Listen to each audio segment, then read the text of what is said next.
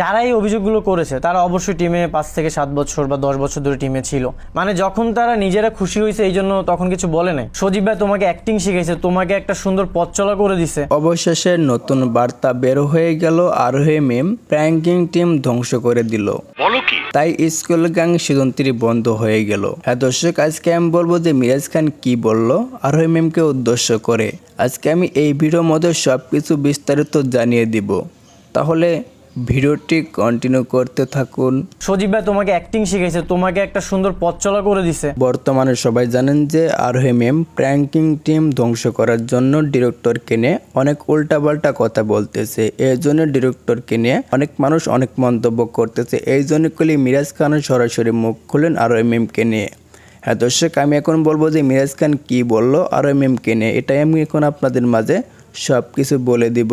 আমি বলতেছি ভাই এগুলো সবই সত্য, আপনি শাক দিয়ে মাছ ঢাকবেন কিভাবে? মিরাজ খানও সরাসরি বলেছে আরোহী মিম একটা 12 বাতারি লোক। আরোহী মিম প্র্যাঙ্কিং টিম ধ্বংস করার জন্য অনেক চেষ্টা করতেছে, কারণ আরোহী মিমকে কেউ এখন দেখতে পারে না। এই জন্য কলি আরোহী মিমকে নিয়ে অনেক মানুষ অনেক মন্তব্য করে। এই জন্য কলি আরোহী মিম সত্যি করে প্র্যাঙ্কিং টিম ধ্বংস করতে চায়। বর্তমানে সবাই জানেন না যে আরোহীকে প্র্যাঙ্কিং থেকে বাদ দেওয়া হয়েছে। এই জন্য আর্থিক সজীব ভাইয়াকে নিয়ে আরোহী মিম অনেক খারাপ কথা বলতেছে। এটা তো আপনারা সবকিছু দেখতে পারছেন। মিরাজ খান আর একটা কথা বলেছে আরোহী মিম কেমন সেটা আমি জানি। আরোহীর সঙ্গে আমি 4 বছর নাটক করেছি এবং টিকটক করেছি। আরোহী মিম ভালো না খারাপ আমি সেটা জানি। আরোহী মিম 12 বাতারি, এই জন্য দর্শকরা এখন কেউ দেখতে পারে না আরোহী মিমকে। এই জন্য কলি আরোহী মিমকে নিয়ে অনেক খারাপ মন্তব্য করে দর্শক। এই জন্য কলি আরোহী মিম খেপে গিয়ে আর্থিক সজীব ভাইয়াকে নিয়ে অনেক কথা বলেছে এবং সাথে নিয়ে অনেক কথা বলছে। এটা তো আপনারা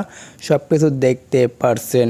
আরোহী মিম প্র্যাঙ্কিং টিম ধ্বংস করতে চাইছিল, এর জন্য ডিরেক্টর আর্থিক সজীব ভাইয়া আরোহীকে প্র্যাঙ্কিং থেকে বাদ দিয়েছে। এটা তো আপনারা সবকিছু দেখতে পারছেন। এটাই একদম সরাসরি বলে দিয়েছে মিরাজ খান। এখন থেকে প্র্যাঙ্কিং টিম কিছুই হবে না, কোনো সমস্যা হবে না। আরোহী মিমকে বাদ দেওয়া হয়েছে। সবাই তো দেখতে পারলেন মিরাজ খান কি বলেছে আরোহী মিমকে নিয়ে। এটা তো আপনারা সবকিছু দেখতে পারছেন।